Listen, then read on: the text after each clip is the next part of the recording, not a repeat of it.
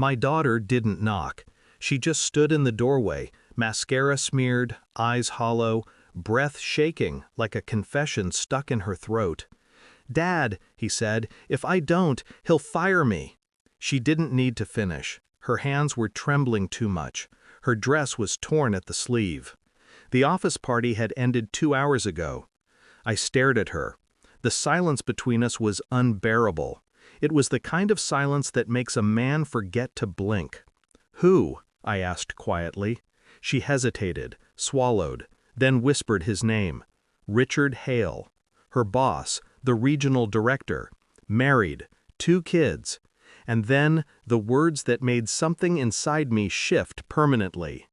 He said, "Sleep with me, or your family is nothing." I don't remember standing up. I just remember dialing a number I hadn't touched in years. It rang once. A familiar voice answered. "Brother, it's me." A pause. Then 2 words. His name? I didn't tell him everything. Didn't need to. My brother and we understood silence better than language. He'd been a ghost since leaving Black Ops. No records, no home, just whispers. I knew calling him meant crossing a line, but I crossed it anyway. The next morning, my daughter couldn't eat. Every sound startled her. When I tried to speak, she flinched. That broke something deeper than anger. At work, I played my role, captain of internal affairs. The irony wasn't lost on me. The man who upheld the law now wanted it to look away. I checked Hale's personnel file. His record was spotless. Too spotless. Men like him don't leave bruises. They leave trauma disguised as fear. By noon, I had his schedule, his route, his habits. But none of it mattered yet. This wasn't about violence. It was about precision, about control. I called my brother again. He leaves the office at 6:30, drives alone. He said nothing for 5 seconds. Then, 72 hours, and hung up. Those 3 days stretched like a lifetime. I watched my daughter sleep, peace coming back in fragments. She smiled once in her dreams. That hurt more than her tears. Inside, I counted every hour. Every heartbeat felt like the click of a detonator. The city lived its ordinary chaos. Police chatter, meaningless complaints, routine investigations. I buried myself in paperwork, pretending I hadn't signed something with the devil. On the second night, I found myself outside Hale's home. Lights off, curtains drawn. The kind of neighborhood where evil wears a tie and says grace. His wife's car wasn't there. Business trip, maybe. He was alone. He didn't know a man was watching him. Didn't know another man was watching me. At midnight, my brother sent a text. "You still want this?" I typed 1 word. Yes. No explanation. No moral hesitation. I'd already lost too much pretending justice had rules. The news broke 72 hours later. Police respond to a 911 call.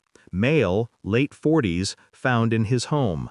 Alive, but unrecognizable. The reporter's voice cracked. They said the scene was disturbing beyond comprehension. No forced entry, no theft, no fingerprints. Just precision. My phone rang that evening. It was Sergeant Keller, a friend from the force. "Cap, you might want to stay off the grid for a bit. The guy, Hale, he's not dead, but he won't ever speak again." I didn't reply. I didn't need to. I looked at my daughter across the room. She was laughing softly while talking to her mother. Color had returned to her face. She looked alive again. I went outside. The wind smelled clean. My brother was already there, sitting in his truck. He didn't look at me when he said, "It's done." "What did you do?" He lit a cigarette. Made him remember every word he said to her. And then? He blew smoke into the cold air. Then I took his voice. I met Hale 2 weeks later. Hospital, room 409. Security outside. Media forbidden. He lay there, bandaged, tubes in his arms, eyes wide open, still alive, still aware. But when he saw me, he began to shake violently, like some part of him remembered. I pulled a chair close, sat down. Didn't speak for a full minute.